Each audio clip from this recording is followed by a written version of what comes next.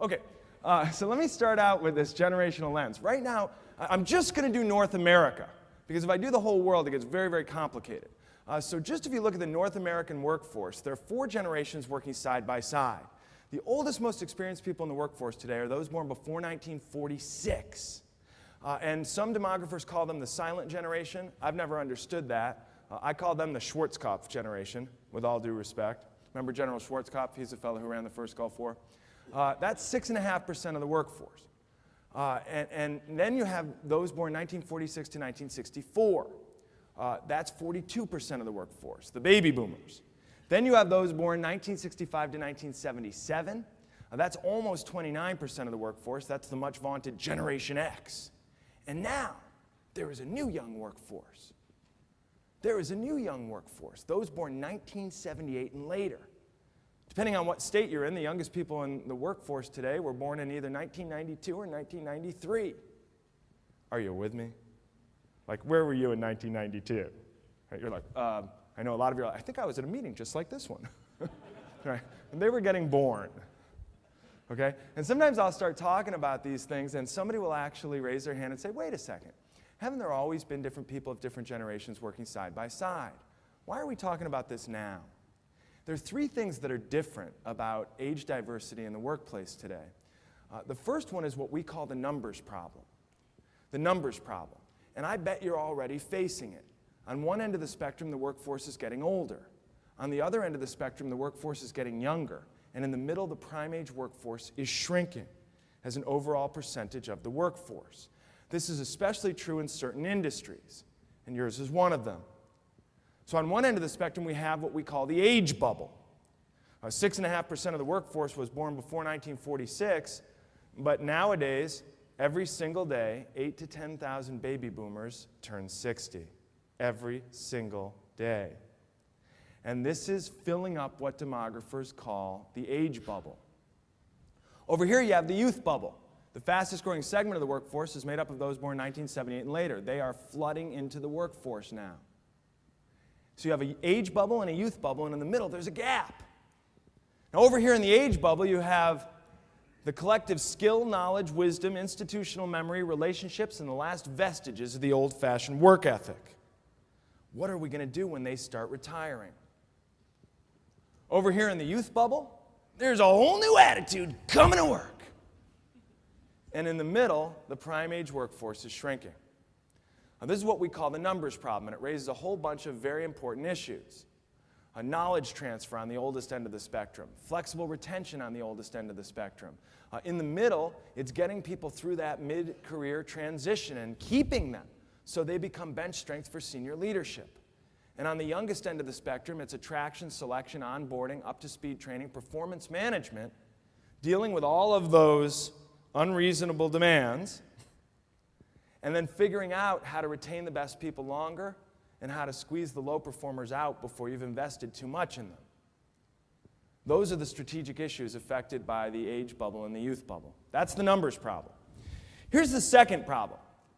There used to be a very simple way of sorting out age diversity in the workplace. It was called the seniority system. And here's how it worked. You see, the older, more experienced people were in charge, and that's how it worked.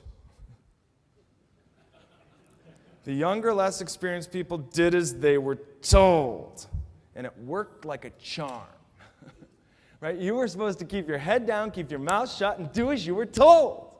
You were supposed to pay your dues and climb the ladder. You weren't supposed to make demands of your boss on day one. You're supposed to keep your head down, keep your mouth shut, and wait for your boss to notice you. You were supposed to wait for the system to take care of you in the long term. But that seniority system is breaking down now for 2 reasons. The first reason is on the business side. On the business side, the only thing that matters nowadays is productivity and quality, getting more work and better work out of fewer people. And when that's what's going on, more, better, faster, it matters a whole lot less where you've been and what you've done, and it matters a whole lot more what you can do for us today, tomorrow, and next week. So the seniority system's breaking down. But the seniority system is also breaking down on the employee side because nobody anymore trusts the system to take care of them in the long term. least of all the youngest, least experienced people.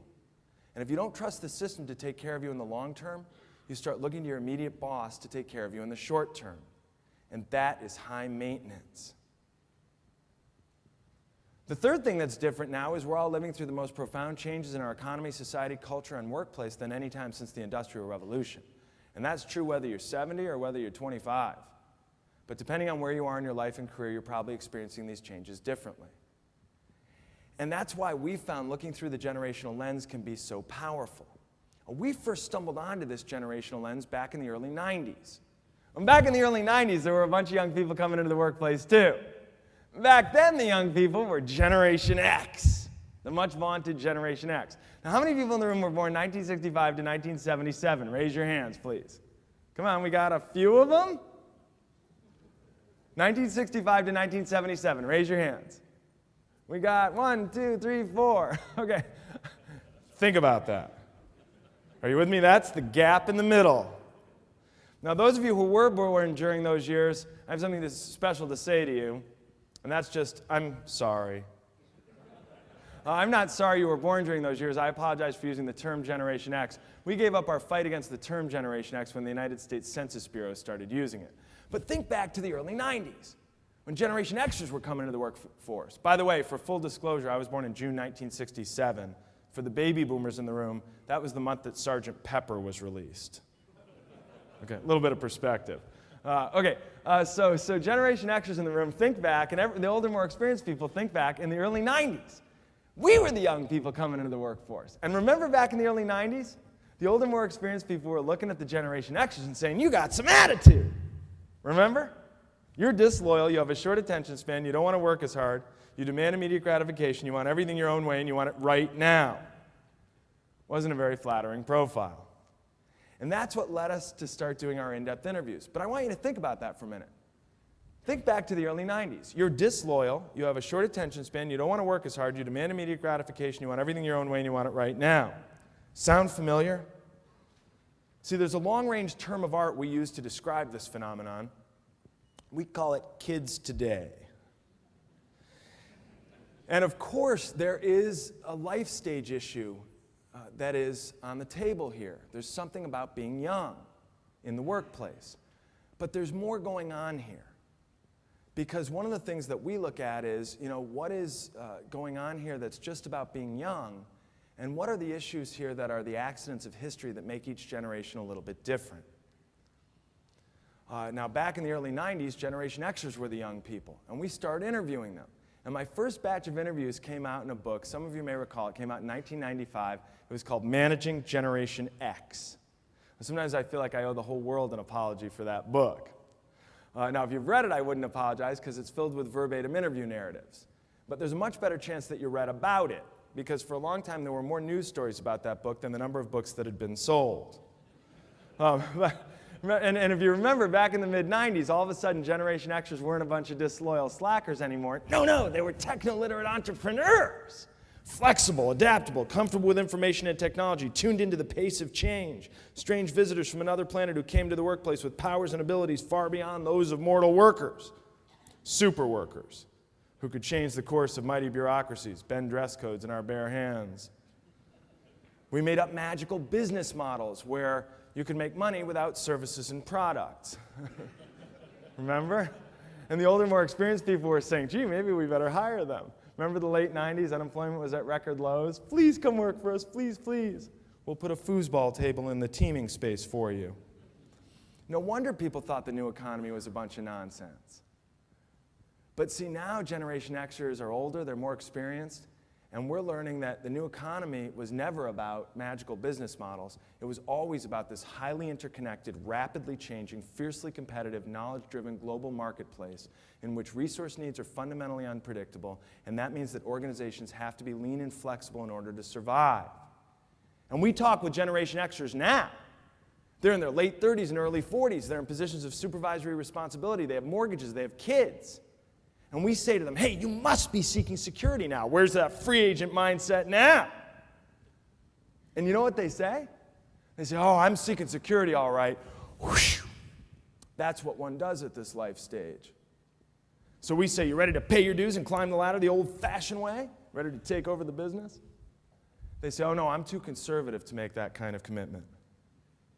I got to keep my options open. I can't put all my eggs in one basket. I got to take care of my family. I'm not a free agent because I want to be. I'm a free agent because I have to take care of my family. And anyone who thought that the free agent mindset was some newfangled construct that came out of the dot-com era and it was going to go away, you're forgetting your American history. Free agency is nothing more than the reemergence of the great American value of self-reliance. It's just made possible in a whole new way today, and it's made necessary in a whole new way today. And here's what we're learning from Generation X now. See, that's the mid-level talent pool. That is the prime age workforce. They should be your mid-level leaders. They should be in this room. And what we're learning about Generation X now is that they're still walking in the door every day thinking, hey, what's the deal around here? What do you want from me? What do you have to offer me today, tomorrow, and next week? You just think you're my boss. I got to take care of my family. And what you should be worried about with Generation Xers is how are you going to take them through this mid-career transition and keep them here? How are you going to retain them? How are you going to turn them into your bench strength for senior leadership? Now, that's Generation X. And here's the thing, if you like Generation X, you're going to love the generation that comes after them.